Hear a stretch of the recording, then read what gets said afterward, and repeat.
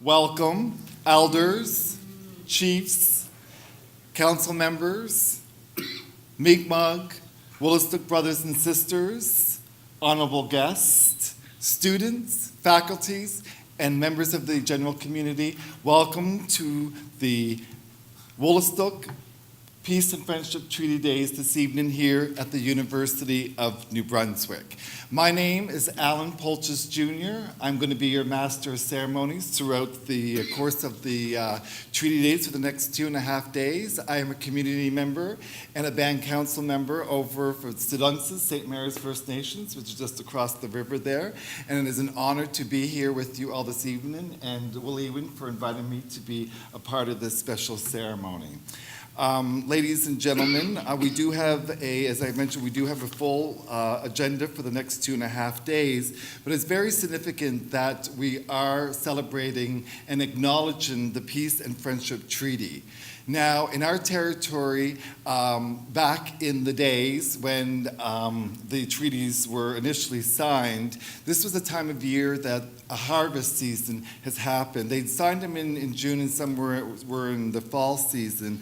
And it was all about learn how to give gratitude to the harvest, because you know we prepare for the winter season coming upon us, which I don't need to remind you of, that it's going to be minus 20 degrees, if not colder.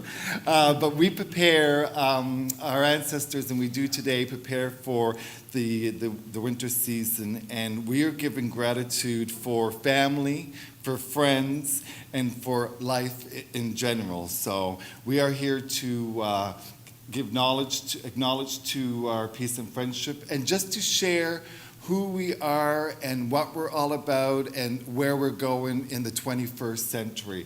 And I think that in sharing our knowledge and sharing it with all of you that are non-First Nation, it is important that we come together as one in this beautiful country of Canada, that we walk together and share what the Creator has gifted us, all of us here today, and we're very fortunate for that. And I'm, again, very honored to share that with you this evening.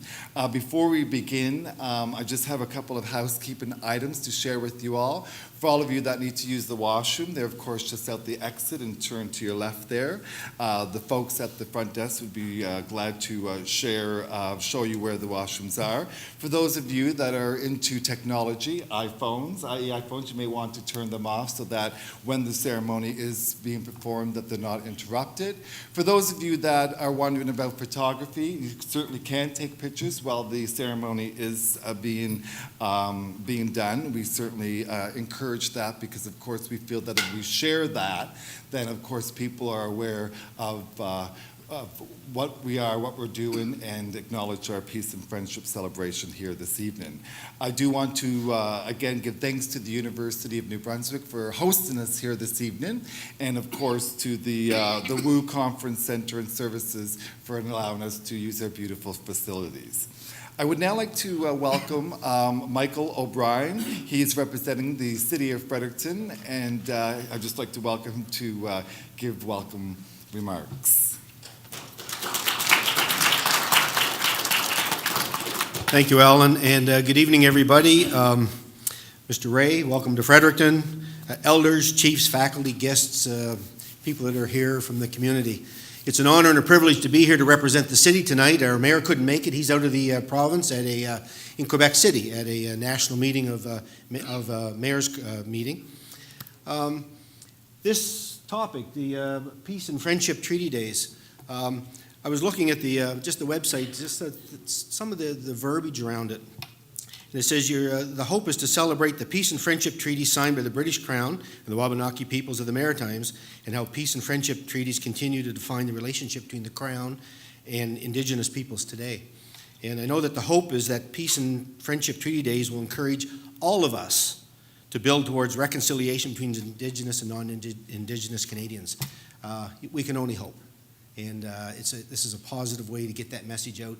Personally, I make no claims that I'm an expert in anything, but there's 3 turning points in my life that opened my eyes and my mind and my heart towards the issues that are being discussed here today. One was my friendship with the late Andy Scott. A lot of people know the Honourable Andy Scott. He was a cabinet minister in the Liberal government, and he was very passionate about Indigenous rights and relationships with First Nations people. And we were friends from grade school, graduated from school together, and he was always bending my arm and my ear about these issues and why it was important for everybody in Canada to be educated on treaty rights and issues related to that. And so he opened my eyes on that. Another one was, I forget who gave me a book. It was a book written in 1980. It was called Our Land, Our Maritimes. And it was all about the treaties that we're talking about here right now that were signed within the Maritime Provinces. And it was quite shocking to me when I read that, because I knew nothing about that. I didn't know any of the history of it. So when I read it from that perspective, obviously the author had a perspective, but it was well written, and it really educated somebody that didn't know the issues. And the other was, I was at a conference last fall in Winnipeg, or in Vancouver, and Chief Wilton Littlejohn was the guest speaker at noon hour. Of course, as you would know him, as the co-chair of the Truth and Reconciliation Commission. And he gave an hour-long talk, and it was powerful. There was complete silence in a room of 1,000 people for 60 minutes as he went through his presentation. So those three things were turning points in my life in trying to bring some understanding to the issues. So that's a little deep. I'm just here really to say all the best in the conference, and it's an honor to be here. I hope everybody comes out of this with a little more understanding of each other, Indigenous, non-Indigenous, and we walk together hand in hand in the future with an open heart. Thank you, everybody.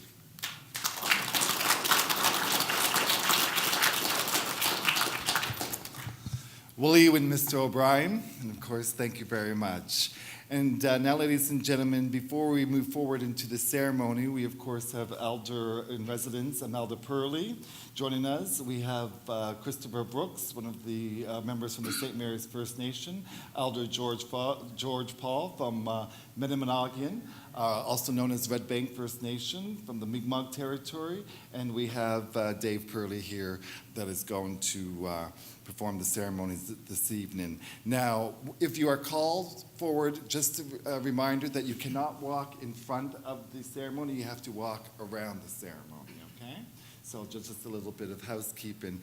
And before we move into that, I just wanted to bring significance to, as long as the sun shines, the grass grows, and the river flows, we'll be all giving great respect to the Creator for all the gifts that we have here. So we're going to move right into the ceremony.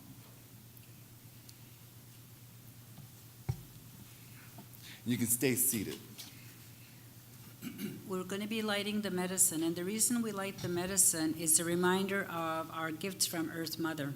And so there's sage and sweetgrass and a little bit of tobacco, and so those medicines are put together in our smudge bowls. What we're going to do is we're going to surround the room. So as we do that, I just ask you to stand for the ones who can't stand. And just while we do the smudging ceremony, then we're going to meet up there. We're going to come down here. We're going to fill our. You can sit once we come back down here, but for now it'd be for you to stand at that point. And then when we fill up our pipes, George will explain to you the significance and the symbolism of the pipes, because we never called them peace pipes. It was the British that called them peace pipes because there was a sense of peace that had come from all the pipe carriers that would have come to these treaty relation gatherings. And so all the pipes would have been smoked. They may have had as many as 20 pipe carriers. So imagine the time it would have taken for each pipe carrier to fill their pipe. And so, and everybody that was Russian definitely wasn't going to be going home soon, because they would have had to wait for all of that. And so when we do it, we go to the four directions, above and below, and I'll let George explain all that. But that's one point to stand. When we come down, you can sit while George is explaining, and then when we stand again will be when George sings the honor song at the closing of the ceremony. Leewin.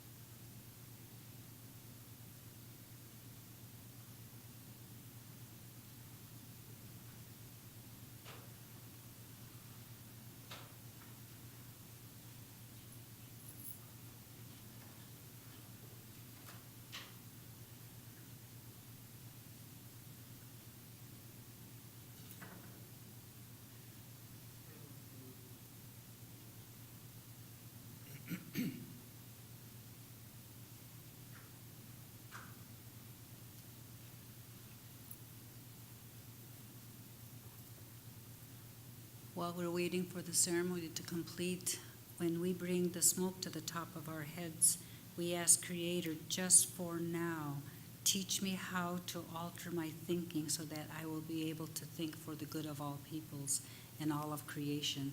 We bring the smoke to our eyes so that we ask Creator to give us the vision that we all seek, the good way.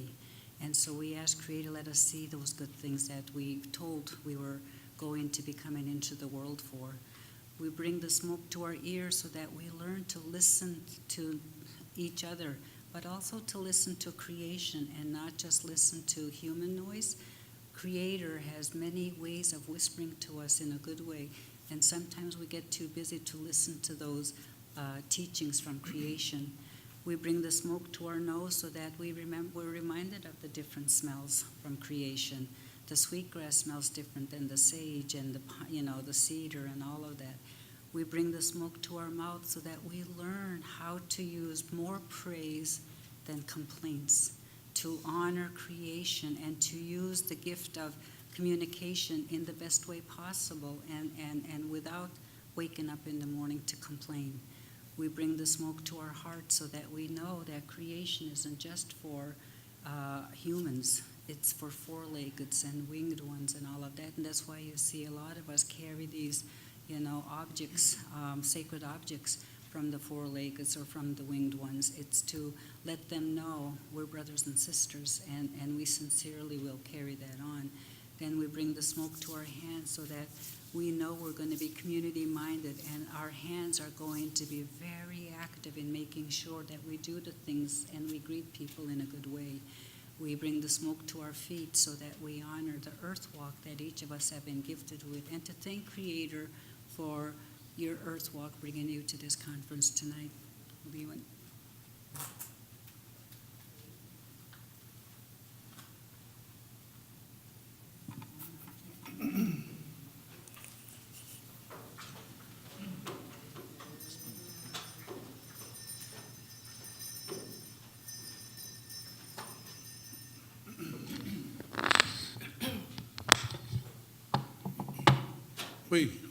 Kui, medalo tio. Niin musikis kamusitkit, pudel wasi meda banagi atlewi, because English ko kuchla det paradam kasun mahani.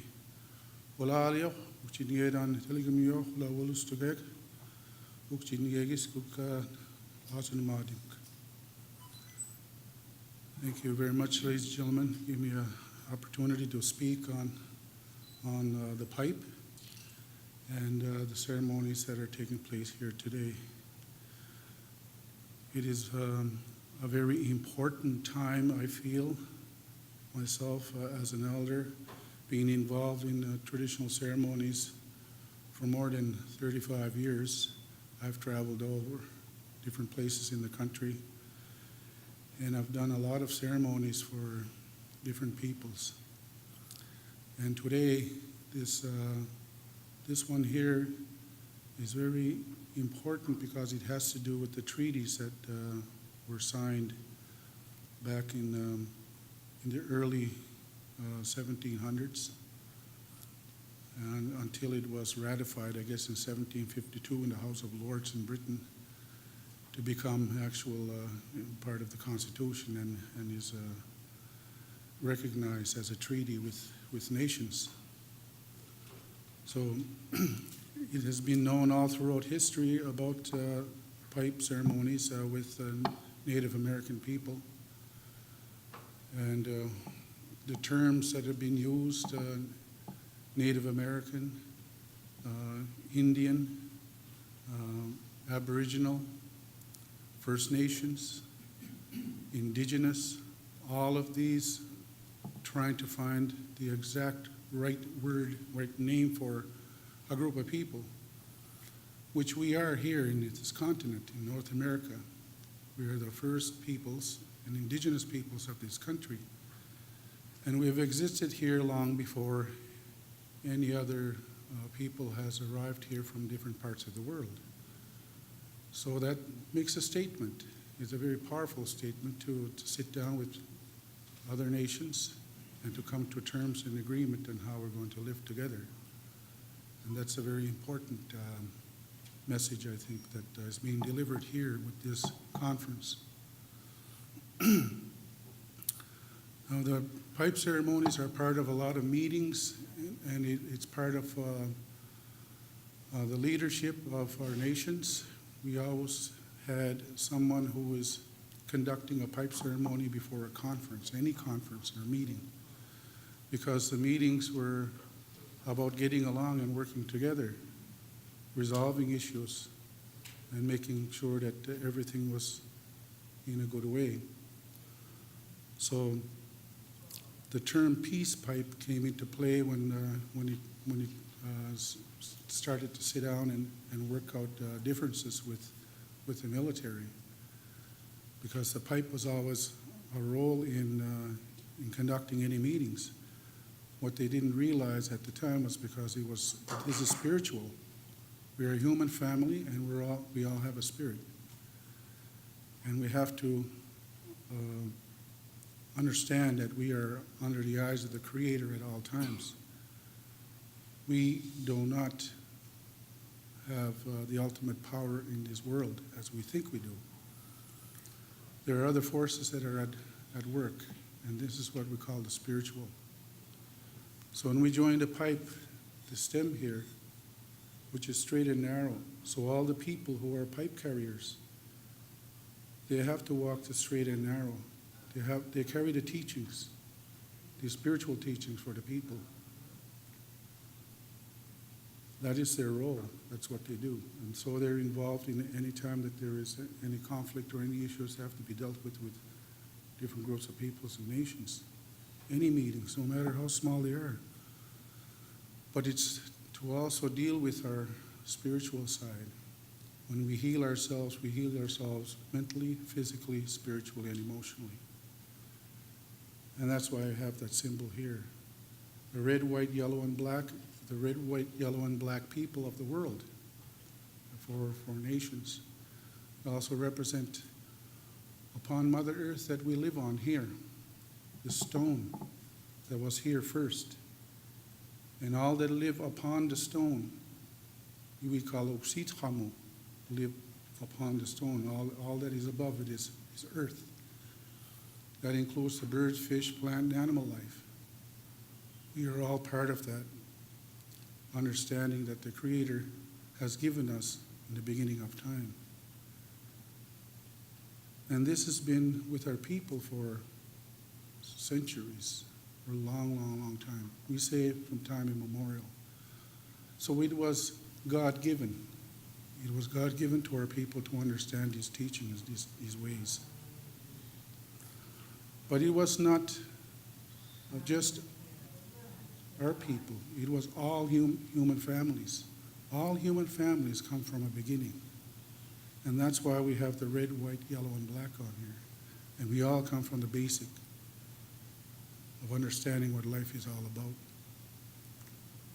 So we as a human family, we work together to understand our mental, physical, spiritual, and emotional side of ourselves and create a balance. We must have a balance. Sometimes we go one extreme to the other. There's always a balancing point. And then when we come together and we pray, this resolves all the negativity and all the dispute that you may have inside you, because you send it up to the Creator. And that's when we raise the pipe. We ask the Creator to hear our prayers. We ask the Spirit Council, those who have been here before us, our ancestors, to observe us, that we conduct ourselves in a proper manner, that we don't do things in a disrespectful way. We always keep in mind our mentality, the way we think. That is always moving too. Everything that is moving affects us, our thoughts, our spirit. So when we pray, we include all of these people in here. We first pray to the Creator, who made all the universes and this world that we are on. We are fortunate to be here. A very special place where the Creator chose to have physical and spiritual live together in one. And that is in us, each and every one of us, we have a soul, we have a spirit. And that spirit will go to the spirit world when it's done here. We all believe that. All human families of the world have a way of worship. We're all given away. So when we pray for good health and happiness. We ask forgiveness for things that we've done wrong and to do better as each day unfolds. Because sometimes we forget. We have a memory, but we forget things sometimes. So we're constantly reminded. And the Creator has given us the sun. The sun reminds us every day, every new day when the sun rises. We call it sunrise. It reminds us. We call it grandfather sun. We call Creator great-grandfather in order of how creation came. We call the moon our grandmother because it regulates the tides and the fertility and growth upon Mother Earth. Mother Earth, which feeds us and gives us medicine and food to get through life in a healthy way, in a good way. And all the birds, fish, plants, and animal life, we coexist with. There's not one day that goes by that each one of you will sit down at the table and eat either a bird, fish, plant, or an animal to survive, to live. And most importantly, the thing that gives life, water. Without water, nothing will live on this planet. Good, clean water, healthy water. We should be very thankful that we have that in our area. There's people that suffer because they don't have that. So we pray for those people that are suffering, those people that need prayers and need help and guidance. We send them. We send these prayers up to the Creator on their behalf. It's not whether they like it or not, it's just we do it. We pray for everyone. So that's the purpose of the pipe when we pray with this pipe. And it's been handed down for generations. Nothing is made up. It's already there. And those who continue, who carry these teachings, they have to kind of be careful they don't fall off the side of that narrow road. Because, like I say, we are a human family and we tend to forget at times. But we have a chance to forgive and to let go. And that is an opportunity that we have. In the fall of the year, we do what is known as a feast for the departed souls. It's almost like Thanksgiving. In fact, I think Thanksgiving was borrowed from the Native American tribe. And this Thanksgiving is to give thanks to all these things that give us life and appreciate what we have for life and the culture that we have, our languages, and the beautiful world that we live around us. We want to see that again tomorrow. We want to see that again each new day.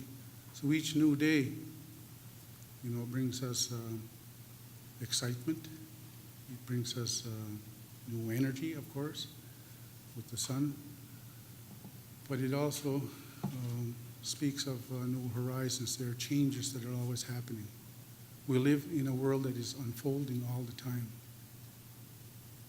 So we have to be careful of how we move as we go through life with other people and other things that we are doing. And I think this Treaty and Friendship Conference here speaks about that. And so this is time I think we can light our pipes and say our prayer. Thank you.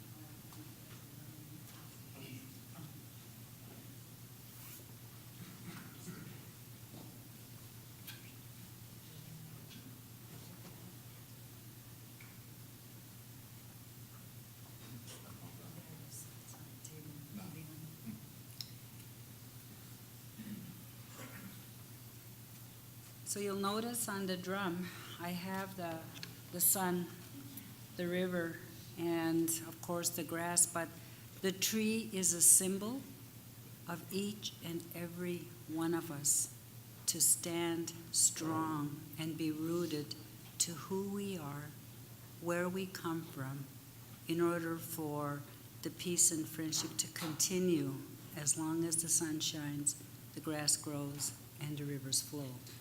That's a promise that we all have to keep when our ancestors had come together to live in harmony with each other.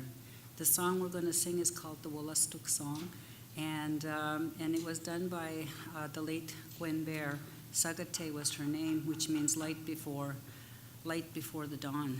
And she left us this song, and this song is a tribute to us as descendants of the people of our river.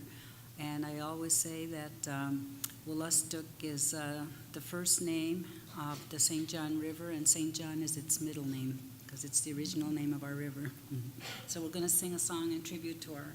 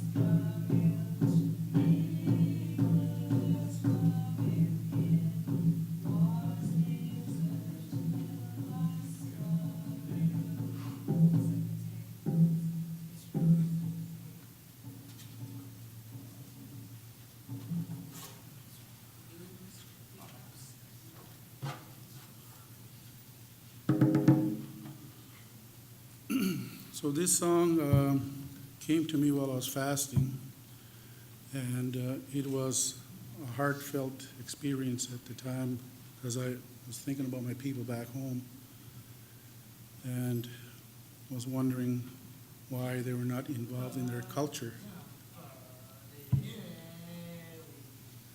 So, yeah. I saw my people here that were not practicing their ways, their traditions, and their customs, and their values. And it hurt me when I thought about that. Because at the time I was fasting, I went out west. I went out in Kootenay Plains, Alberta, in the mountains there. It's a sacred grounds where they go to fast. And out there, I saw a powwow where they had all their regalia on from head to toe. And they were dancing in this one of these First Nations gatherings that I was at. It was the largest one of its kind back in 1980. They had people from all over North America, indigenous groups of people. They had people from Hawaii, Fiji Islands, South America. They had people from all different parts of the world come over here to express their culture. And I was so proud to see all the dancers coming out when they danced out at the powwow, dressed in full regalia. but there was this one forum that they had where all the dancers were being highlighted. And the farthest east they came was with the Mohawks. And they had their dance come out and they sang their songs, and it was haunting, and it was very moving, really, is what it was. There, you can tell they're very spiritual, very deep-rooted in their culture. And when it came to the Mi'kmaq and our people out east here, they only had somebody say a prayer, and there was no dance and celebrate. So I felt kind of let down, kind of hurt about that one. And it's when I seen this powwow with all these dancers come out. Some of the elders I know over 100 years old. You can tell because they were helping them go out, and they had headdresses they were dragging down to the ground. They were so long, and they were Sioux nations, they were Cree nations, Black. They were from all over, and they're dancing in. And when I saw all the dancers as they were dancing in, they knew their steps. They knew the beat of that drum. And when even the little ones, when it came to the little ones down to about, they're about knee high. I know some of them about 3 or 4 years old. They were all dressed, they're like little midgets. They're all dressed in full regalia and everything. But they knew their steps.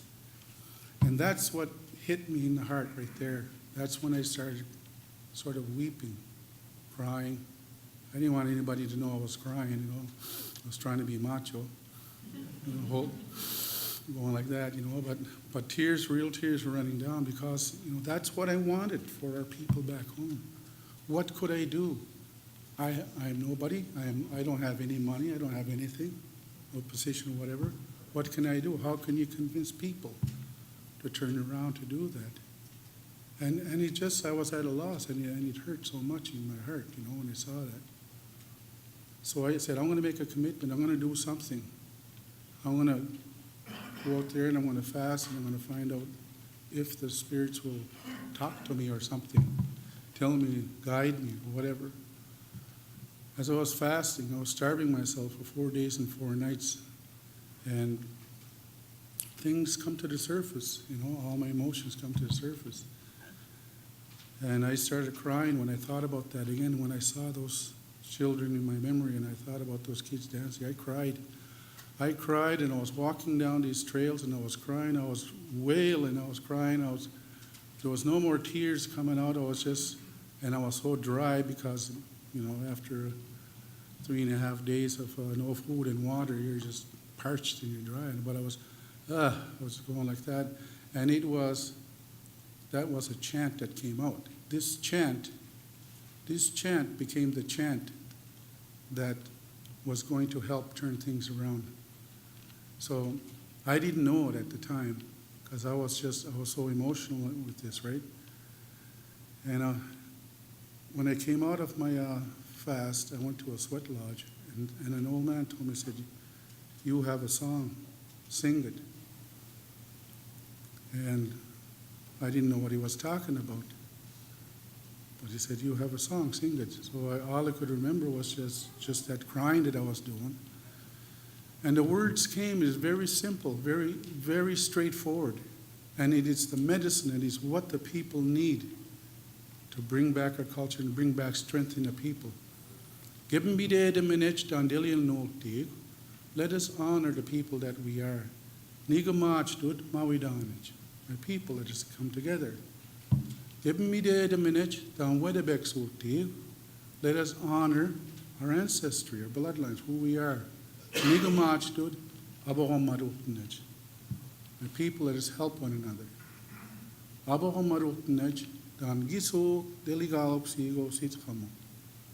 Let us help one another in the manner that the Creator has placed us here upon Mother Earth. In that way. So this song I sing, and when I started singing this song, people started wanting to hear more of it. Now they sing it everywhere, YouTube and everywhere. But it became the honor song, and I sing it at funerals, I sing it at weddings, I sing it at awards and stuff.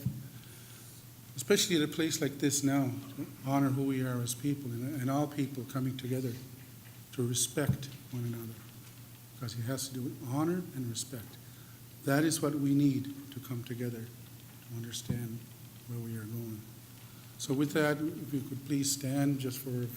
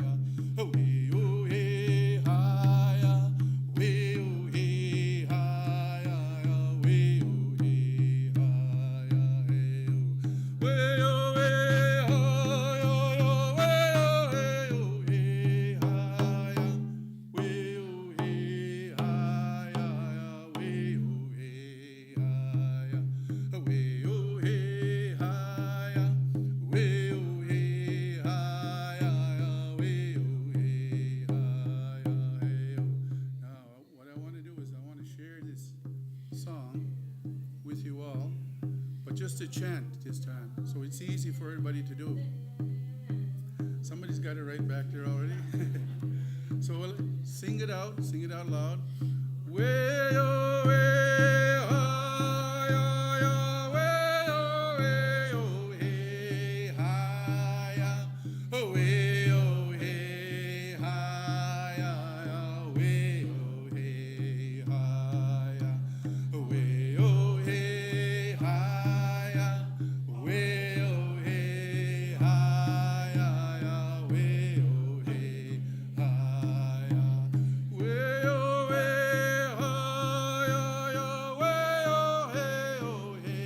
hi,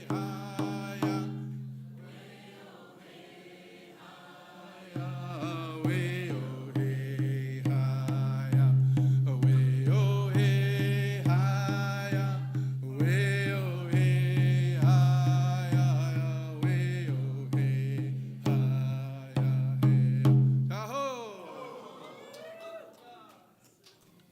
Wow, I heard Bob Ray singing a Amiga Mohana song.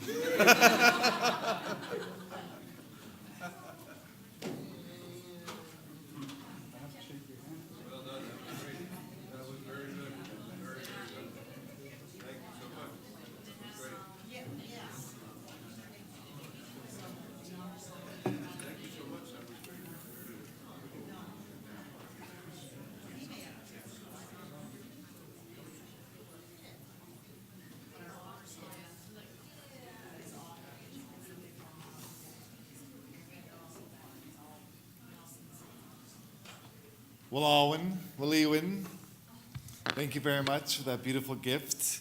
It's always nice to hear beautiful, the drum, Mother Earth hearts beat, and of course the gifts that were presented to us this evening. So, Waliwin, Amalda, and Chris, and Elder George. At this time now, ladies and gentlemen, I would like to invite the director of the Mi'kmaq Willistic Way Center, Dave Purley, one of the gentlemen that is responsible for, of course, the Peace and Friendship Treaty Conference. So.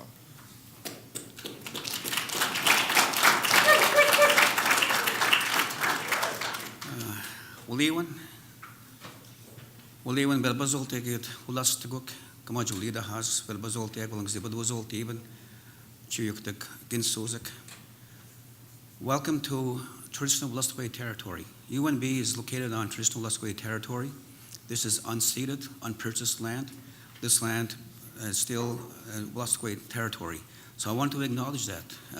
As a matter of fact, in different occasions, different events, the President himself has also acknowledged that we are on traditional Wolastoqey territory. So that's good to see that from our President, good to see that from faculty members throughout the university. So thank you for acknowledging that. You saw the names, the signatories of the Peace and Friendship Treaties, and you noticed that most of the names were French. Both the Mi'kmaq and Wolastoqey people at that time, back in the 1700s, probably had their own Wolastoqey names. They had their own Mi'kmaq names. It's just that the English colonial authorities couldn't pronounce them, so they gave them these names here.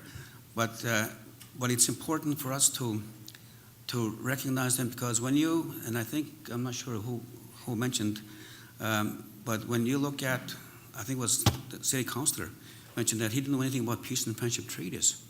And to me, that's the failure of the public school system. You know, those treaties should be covered in public schools, so that everyone, all New Brunswick citizens, will be aware of the peace and friendship treaties, and they will be aware also of the commitments that were made, the promises that were made between the two parties.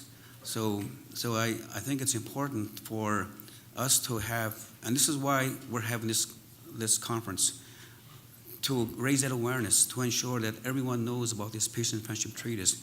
And we will continue this discussion so that all New Brunswick citizens, all Nova Scotia citizens, PEI, Newfoundland, they will know something about the peace and friendship treaties. I want to thank our sacred pipe carriers, Imelda, George, and Chris, for performing the ceremony. In the old days, when treaties were being signed back in the 1700s, back in those days, for the British colonial authorities, for them the ceremony was just signing the document. But for my ancestors, Wolastoqey, it was more than that. They probably had totems, their own totems, because there was still a strong clan system at the time. So they would sign the documents, but they had to do more than that. It wasn't just signing the documents. Within the traditional legal system, there was other steps required for that document to be official within the Wabanaki nations. And those steps, of course, included having a sacred pipe ceremony, and which is what we did today, this evening. If we didn't have that sacred pipe ceremony to discuss the treaty, and they would have been presented in the wampum belt format. So if they didn't have that ceremony, then those treaties were not legal from the point of view or within the legal framework of the Wabanaki nations. So that's why it's important to have a sacred pipe ceremony in these kinds of gatherings, because it's recognizing the importance, where there's a spiritual aspect to this whole process. As a matter of fact, everything that the Wabanaki ancestors did, there was always a strong spiritual component to whatever it was. If they went hunting, for example, they would always have a ceremony. They would go in the sweat lodge before they went in hunting, and they would offer tobacco before they go into the land of the forest people, the four-leggeds, the winged people, the tree people, the plant people, and so on. So that's why the sacred pipe ceremony is important in that whole process. So they would have the sacred pipe ceremony. They would also have a wampum belt. We have our own wampum belt here, and I would like to show it to everybody. Can I get some help to explain what the symbols mean?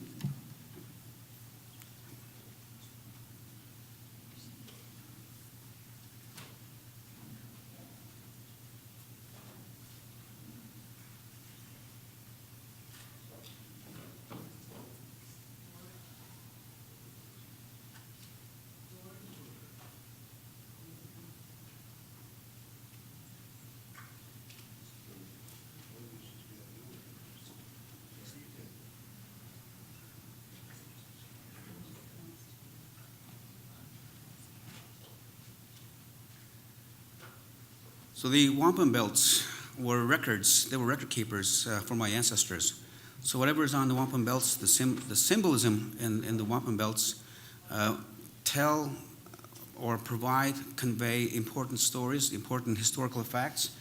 And as you will see here on this particular wampum belt, this has, of course, we have the sacred pipe in the middle.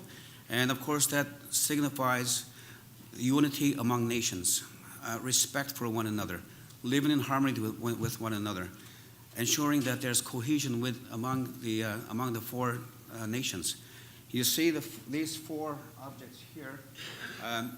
At that time, we had the Wabanaki Confederacy, and I think you're not aware of what the Confederacy included. The Wabanakis are the Wolastoqiyik, the Mi'kmaq, the Penobscots, and the Passamaquoddies. These are four nations.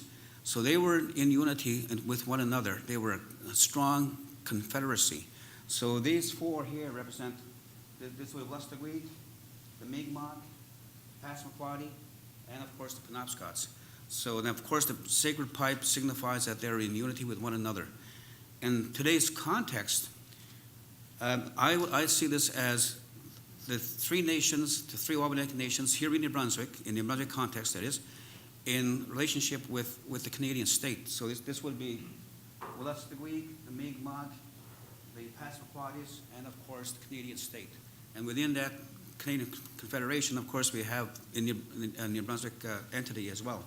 So this is, in today's context, we're saying this is unity, this is respect for one another, respecting the laws of each of the nations. The Wabanaki people had their own law, their own education, their own economic system, health system. They were all in place before contact with European settlers. And this belt is telling us that we respect what those institutions that were established by the Wabanakis. Yeah. So, and of course, you'll notice that the wampum belt it's not it's loose at the ends, and the reason why they're loose at the ends is because every 3 years the Wabanaki Confederacy would meet in what is now called Old Town, Maine, but that was the capital of the Wabanakis. So they would meet, and then they would discuss political topics. They would perform ceremonies, and at the end of their Confederacy meetings, they would always have belts to signify what was agreed upon, to signify what was discussed, and so on. So you would have to add to the belt. So each year, whatever was agreed upon that particular year, they would add that to the belt. That's why they're loose on each end, because the story never ends. The expectation was that story, there will be others to be added, other stories will be added on the following year. So that's why they're loose at the end. And for the Wabanaki nations, when they brought their belts to the Wabanaki Confederacy meetings, they would have wampum belt readers or keepers, and then they would read the belts. And after they read the belts, then they would be required to take that belt to the center of the circle and then hang it up in the middle of the circle. And that was considered to be a sacred covenant, a sacred agreement among the nations at the time. So those belts hanging in the middle of the circle was what they called the sacred fire, the sacred council fire. So it wasn't actually the fire itself, it was the belts, and the belief was that as long as those belts are in the middle of the circle, and as long as you have that many belts within the circle, then you have a strong fire, you have a strong confederacy. Another point about the wampum belts was that when my ancestors signed these belts, the belief was that when the Wabanakis signed the belts with the British Crown, the belief was that the Wabanakis were adding the British Crown or the British people into Wabanaki family. So you're being recruited, you're being invited to the Wabanaki family. So the British, of course, they didn't know that, but they were actually being invited to the Wabanaki family and accepted by the Wabanaki family because they had an agreement on the terms and conditions of the belt. So actually, the British became family members of the Wabanaki nations. So it's important to remember that as we discuss reconciliation in the next couple of days. That's an important teaching that my ancestors passed on at the time, that you are being, that when we sign treaties with you, then we're asking you to be part of our family. And we respect one another. You know, you have your law and we have our laws. And we respect each other's laws, and then we will take that wampum belt, we will take that treaty and then take it back to our nations, and then we will perform our ceremonies, and we will go through our own legal system to have that approved and to be recognized by the Wabanaki nations. For the ones, just a couple points about Wolastoqey, Wolastoqiyik. Mentioned you are on Wolastoqey territory. And of course, as Melda mentioned, that the one time before this became St. John River, it was Wolastoq, which means the beautiful and bountiful river. And of course, our ancestors used Wolastoq as a means of transportation, going from one community to another community to visit one another and so on. But they also used Wolastoq for food and for medicines. So that's why they saw Wolastoq as a beautiful and bountiful river, because they depended on the river for survival. And the people living along Wolastoq were called Wolastoqiyik, or some people would pronounce it Wolastoqiyik. But for us, it's important. And that's why we have a strong connection with Wolastoq, and we have a strong connection with Wolastoquk, I should say, which of course is the land. Our identity is our land. Our identity is Wolastoq, and that's why it's important for us to remind our children, remind everyone that this is an important part of the history of New Brunswick. New Brunswick is more than a history of Anglophones and Francophones. It's also a history of Mi'kmaq, Wolastoqiyik, and of course the Passamaquoddy people. So once again, I want to thank you for being here. Our session is supposed to start at 7 o'clock. We have about 25 minutes because we've informed the public that your session will start at 7. Is it okay to wait for another 25 minutes? Absolutely. Okay, good. All right. So let's take a break, everyone, and then we'll be back here for our 7 o'clock session. Will anyone?